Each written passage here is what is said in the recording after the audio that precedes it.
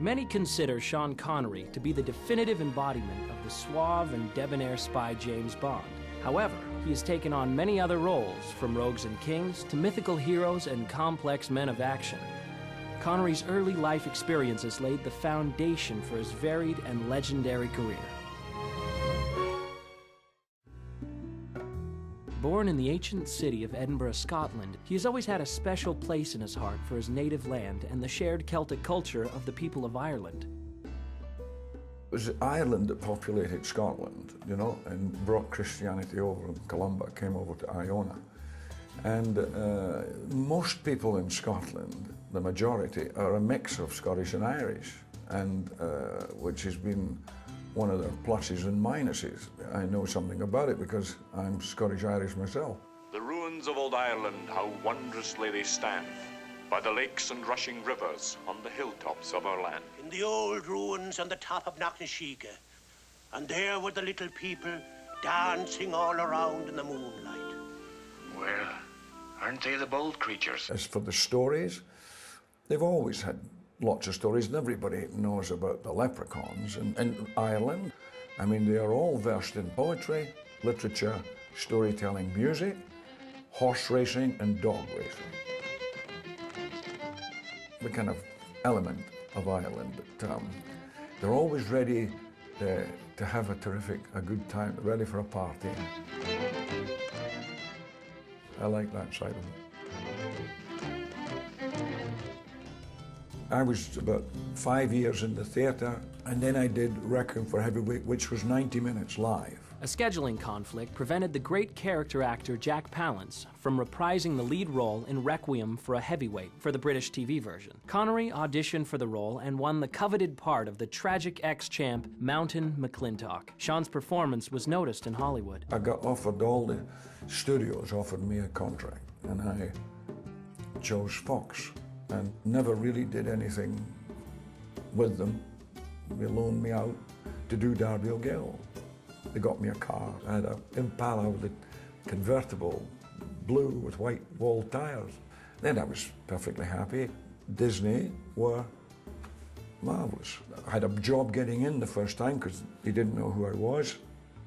Eventually got a parking place. Got in, and then couldn't be nicer. The first day I was there, I met Walt.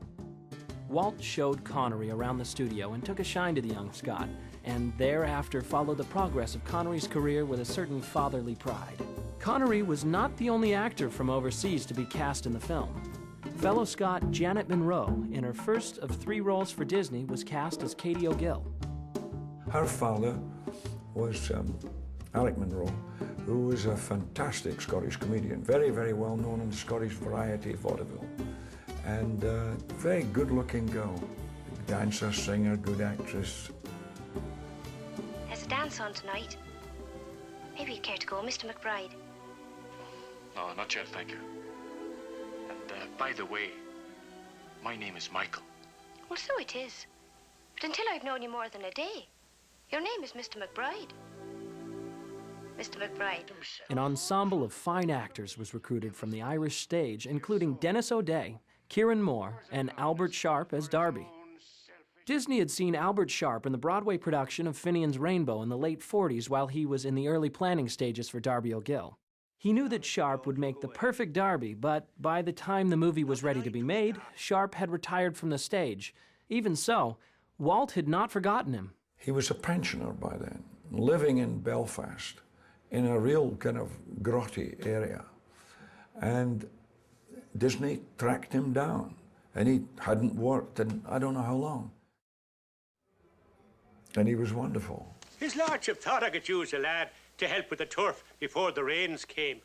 And me doing 10 men's work already. Many of the actors, including Sharp and Connery, ended up staying in the same motel in the San Fernando Valley during production. We took over the whole motel. And it was, I can't remember what it was called, Fatima Mansions, we renamed it. All the Irish were in the place. Dennis O'Day, Albert Sharp was there. Jimmy O'Day, who used to drink Scotch and ginger ale. Jimmy was absolutely convinced that it was the ginger ale that destroyed your liver and not the Scotch. It drinks cool and easy, so it does. And we used to play chess out in the poolside at night, swimming pool, and the guy played fiddle that ran the place. And he was not Irish, but loved the whole Irish idea. And we cooked and everything in the rooms. Everybody it was like a commune. Longtime Disney director Robert Stevenson insisted on numerous takes to obtain the best performances from his actors. Sean welcomed the opportunity to learn from Stevenson how to subtly shape his performance from take to take. The one aspect of his role that Sean wasn't looking forward to was the singing. Of you, my dear, my darling one. Dee-dee-da-da-da-dum. Very Irish stuff. She is my dear, my darling one, my smiling and big island one. That was a kind of earth-shattering experience for somebody who's, not a singer. When I was doing South Pacific, there was 25 other guys that could share the blame. Faith, I know I can't sing a lick, but when I'm roaring like Doran's bull, it works up a killing hunger in me. But what have we got here? The duet he sang with Janet Monroe, Pretty Irish Girl, was released as a single at the same time as the film. He made that, and the record did quite well. The ground she walks upon, my darling Irish girl. Darby O'Gill and the Little People premiered in Dublin in the summer of 1959.